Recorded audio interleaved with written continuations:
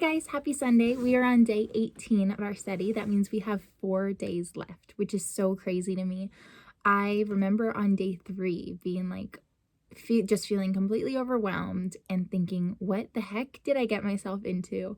And I made this commitment. So I really needed to bust this stuff out every day, but I felt overwhelmed. And I think that's just a lot of that has to do with that I'm a perfectionist. So it's not that the workload was so hard, but that I don't feel comfortable putting something out that's rushed or that I just didn't find to be perfect. And I think God had to humble me a lot this month. And he still is. I have incurred an eye injury, which is why my eye is very bloodshot right now. And it probably will be for the next few days. You guys can get used to it, but it's crazy to me that we're here, and I'm still so excited about it. I'm so grateful for you guys' feedback and encouragement, and I just hope that you've been loving it as much as I have. So let's go ahead and get into John chapter 18. When he had finished praying, Jesus left with his disciples and crossed the Kidron Valley. On the other side there was a garden, and he and his disciples went into it. Now Judas, who had betrayed him, knew the place because Jesus had often met there with his disciples. So Judas came to the garden, guiding a detachment of soldiers and some officials from the chief priests and the Pharisees. They were carrying torches, lanterns, and weapons. So this group of soldiers, led by Judas, comes to collect Jesus. Judas was just at the Last Supper with Jesus and the rest of the disciples earlier. Judas has been a disciple of Jesus and a follower for years. And Judas left supper early to go and gather soldiers to go back and collect Jesus and have him arrested. Jesus, knowing all that was going to happen, went out and asked them, "Who is it you want?" "Jesus of Nazareth," they replied. "I am he," Jesus said. And Judas, the traitor, was standing there with them. When Jesus said, "I am he," they drew back and fell to the ground. So I think in this moment, the power of the Holy Spirit manifested, and God revealed himself in a mighty way to these soldiers. It wasn't necessarily in opposition to what they were doing, but it was just a display of power, or that's what it seems like. And even though Jesus is going to continue submitting himself to what they are going to do, which is arresting and sentencing him to death, I just think that the Holy Spirit wanted to prove itself in that moment, that when Jesus says, "I am he," that it's, I am God and I am powerful, and the Spirit knocks them down to the ground.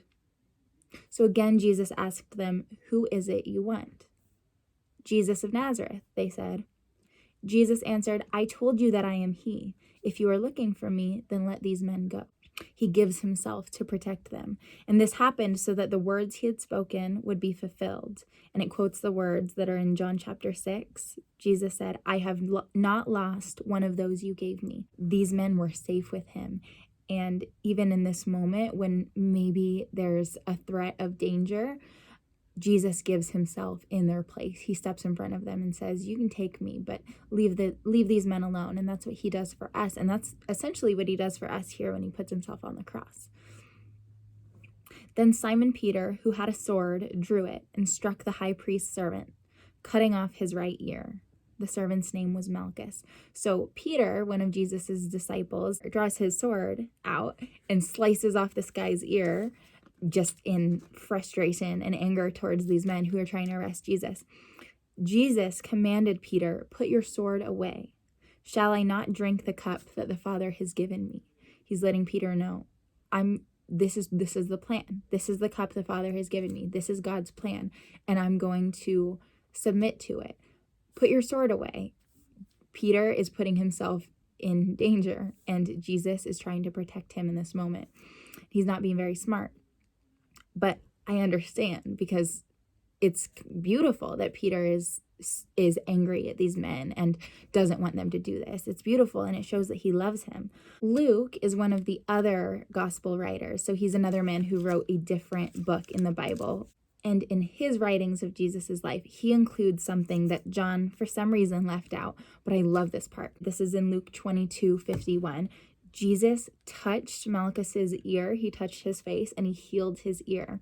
Jesus heals the ear of one of the men who's going to arrest him and wrongly put him to death. He stops in that moment and shows love and graciousness and power to this man. How amazing is that? Like, only Jesus would ever do something like that, and it blows my mind. Then the detachment of soldiers with its commander and the Jewish officials arrested Jesus. They bound him and brought him first to Annas, who was the father-in-law of Cephas, the high priest that year. Cephas was the one who had advised the Jewish leaders that it would be good if one man died for the people. I think John is throwing this fact back in there because he's reminding us Jesus was wrongly accused. Jesus does not need to be here in the first place. Simon Peter and another disciple were following Jesus. Because this disciple was known to the high priest, he went with Jesus into the high priest's courtyard. But Peter had to wait outside at the door. The other disciple, who was known to the high priest, came back, spoke to the servant girl on duty there, and brought Peter in. "You aren't one of this man's disciples too, are you?" she asked Peter. He replied, "I'm not." It was cold, and the servants and officials stood around the fire they had made to keep warm. Peter also was standing with them, warming himself. So Peter, after he denies Jesus, is trying to blend in with this group of servants and officials that are standing around a fire. The people in power, the people that are opposing Jesus, he's kind of hanging out with them. I can understand that he's probably absolutely terrified of what would happen to him if they find out that he's with Jesus. But at the same time, it was just a few chapters ago that Peter told Jesus, "I would die for you. I would lay down my life for you." And Jesus said, "Would you really? Because you're going to deny me 3 times before the rooster crows. This is the first time." Meanwhile, the high priest questioned Jesus about his disciples and his teaching. This is in the first part of a 2-part trial that Jesus is in. He says, "I've spoken openly to the world." Jesus replied, "I have always taught in synagogues or at the temple where all the Jews come together. I said nothing in secret. Why question me? Ask those who heard me. Surely they will know what I said." When Jesus said this, one of the officials nearby slapped him in the face. "Is this the way you answer the high priest?" he demanded. "If I said something wrong," Jesus replied, "testify as to what is wrong. But if I spoke the truth, why did you strike me?" Then Annas sent him bound to Cephas, the high priest. Meanwhile, Simon Peter was standing there, warming himself. So they asked him, "You aren't one of the disciples too, are you?" He denied it, saying, "I am not." One of the high priest's servants, a relative of the man whose ear Peter had cut off, challenged him. "Didn't I see you with him in the garden?" Again, Peter denied it, and at that moment, a rooster began to crow. And so Jesus, what he said in John chapter 13, verse 38, is fulfilled, that Peter would deny him 3 times before the rooster crows. This was his 3rd time. Then the Jewish leaders took Jesus from Cephas to the palace of the Roman governor. By now it was early morning, and to avoid ceremonial uncleanness, they did not enter the palace, because they wanted to be able to eat the Passover. These people who are arresting Jesus to have him killed, they are arresting a righteous man who's never done a wrong to have him killed unjustly. They are paying very close attention to the ceremonial law and making sure they don't break the law. In the very law of God, the very law of the man that they are arresting to have killed, it's Jesus's law that gave the ceremonial protocols that they had to go through. And they're obeying every single part of that law while trying to have Jesus murdered. How holy of them. So Pilate came out to them. Pilate is the Roman governor. Pilate came out to them and asked, "What charges are you bringing against this man?" "If he were not a criminal," they replied, "we would not have handed him over to you." Pilate said, "Take him yourselves and judge him by your own laws." He's telling the Jewish officials that have brought Jesus. I'm going to have to let the cat out. Hold on. So he's telling the Jewish officials, arrest him for whatever he did wrong in your law. You can take it over. He didn't care very much. "But we have no right to execute anyone," they objected. This took place to fulfill what Jesus had said about the kind of death he was going to die. These men, these Jewish officials, they had their hearts set on having Jesus pay the death penalty. So they make their intentions known to Pilate. We want to have this man killed, and we don't have the right to execute anyone. We need your help to sentence him to death.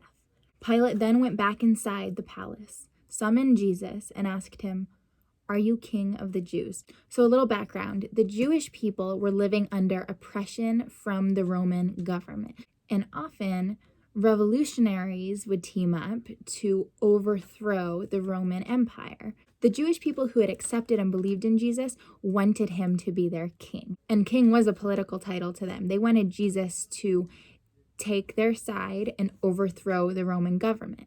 Now, the Jews that did not believe in Jesus took Jesus in to the Roman officials to have him executed, I think by accusing him of being a threat to the Roman Empire. So these Jewish people bring in another Jew and say, he's trying to overthrow your power.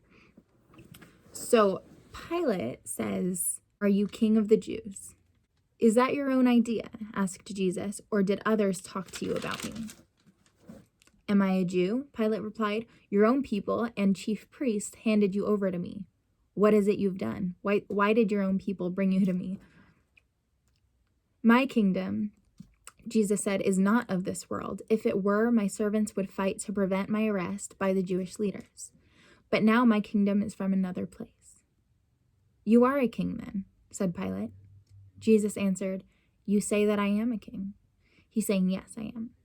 In fact, the reason I was born and came into this world is to testify to the truth. Everyone on the side of truth listens to me." "What is truth?" retorted Pilate. With this, he went out again to the Jews gathered there and said, "I find no basis for a charge against him."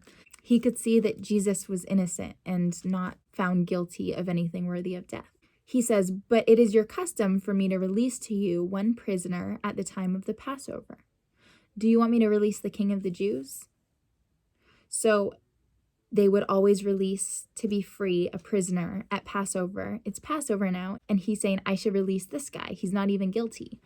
They shouted back, "No, not him. Give us Barabbas." Now, Barabbas had taken part in an uprising.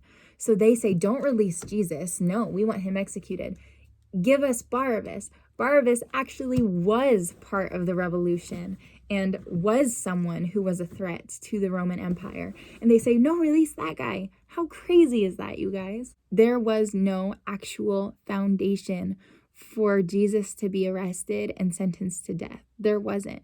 This was an abuse of power, and it was totally unjust. And everything about it was wrong in every way, except for the fact that God uses this to save all of us. I'm not necessarily angry about it, but reading the story is so entirely frustrating because, I feel like Peter. I want to be the guy there chopping off everyone's ears.